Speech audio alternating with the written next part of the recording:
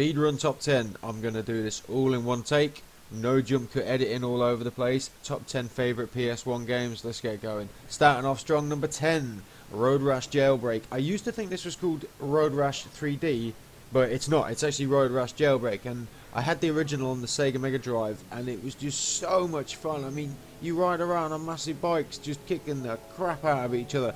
No idea why my guy's in full bondage gear. Maybe that's his decision and it makes him feel happy and free. But this, you just beat the crap out of each other with chains and baseball bats, and you get new bikes eventually. And on the PS1, the fact that it was 3D and moving faster and everything looked great. Yes, it looks a bit crap now, but at the time it just looked fantastic. Moving on, number 9, Total Wipeout. Again, this was my favourite, one of my favourite ever PS1 games, purely because it was my first ever game I ever had on the PS1. The second, I nearly said the second. The second game I had was Worms, the very, very first ever original Worms. But this was just brilliant. It was the first time a licensed music track had ever been used in a game, which looking back now, you know, it's done all the time now. But back then, it was nuts to race around to a track from Prodigy that you'd heard on the radio and music channels to have in a game. It just hadn't been done before, as far as my recollection goes of it. Total Wipeout was just bonkers. It was the fastest moving thing on the PS1. Number 8, Tony Hawk's 2. Tony Hawk's 2, it was between this or Tony Hawk's 1, and I chose Tony Hawk 2 purely because it added a lot more stuff that has stayed with the series.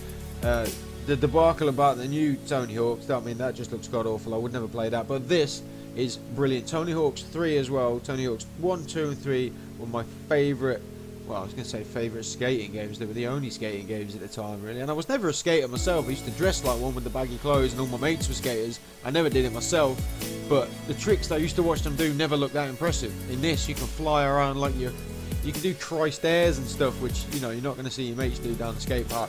Number 7, Alien Trilogy. Came out around the same time as Doom. Was it as good as Doom?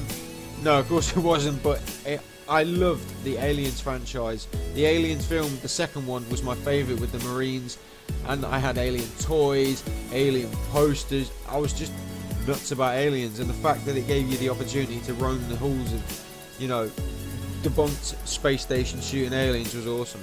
6, Gran Turismo 2. There are a lot of sequels upcoming on this list. When this came out, barring Grand Theft Auto 1, obviously, Grand Theft Auto, I mean Gran Turismo. Gran Turismo 2 just took the biscuit. It took the biscuit and it ran off down the hill with it. This thing looked photorealistic. When this came out, it blew people's tiny minds. It just hadn't been seen before. It looked like TV. I know, yes, anyone under the age of about 25 is going to look back and think, what the fuck? But it did. It looked incredible. There were hundreds of cars, and it just handled perfectly, and it was the first ever racing simulation, and it got it spot on in my opinion. Crash Bandicoot Warped. He's a bandicoot who crashes through things while warping. Warped was my favourite because it was between this or the original, the first one. I preferred Warped because it gave you the opportunity to go around all different environments, cold lands, hot lands, you know, this medieval, whatever the hell this is meant to be. And it was just bonkers and fun, and he was the poster boy for PlayStation at the time, and I just loved him. Number 4, Tomb Raider 2. It was between this or Revelations. Is it Revelations or just Revelation? Not sure which, but whatever. It was between this or Revelations.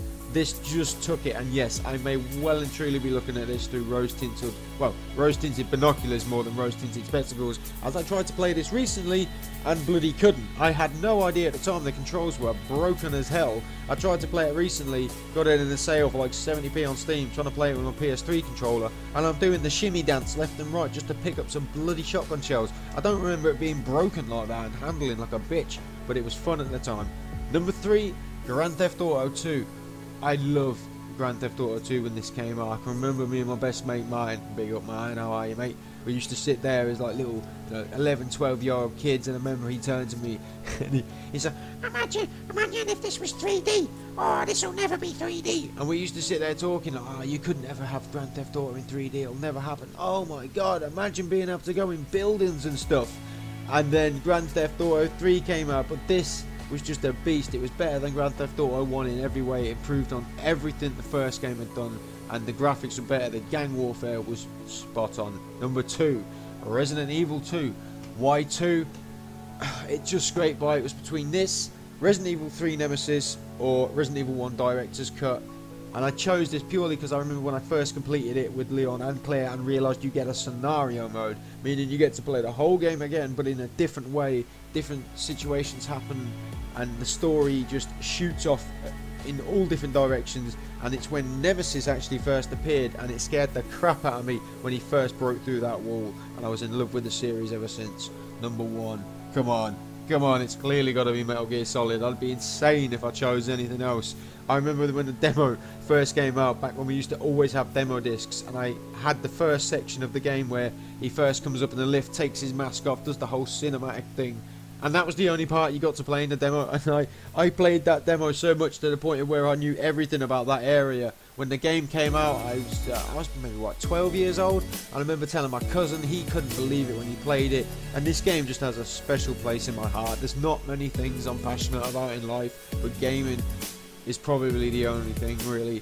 And Metal Gear Solid is just a really good game for me. It's part of my childhood, it's part of my cousin growing up, it's part of everything, and it was just every level of epic. Loved it. Hope you enjoyed the list. Hopefully see you again soon. A review will be coming up soon, and hopefully another top 10 not so long away.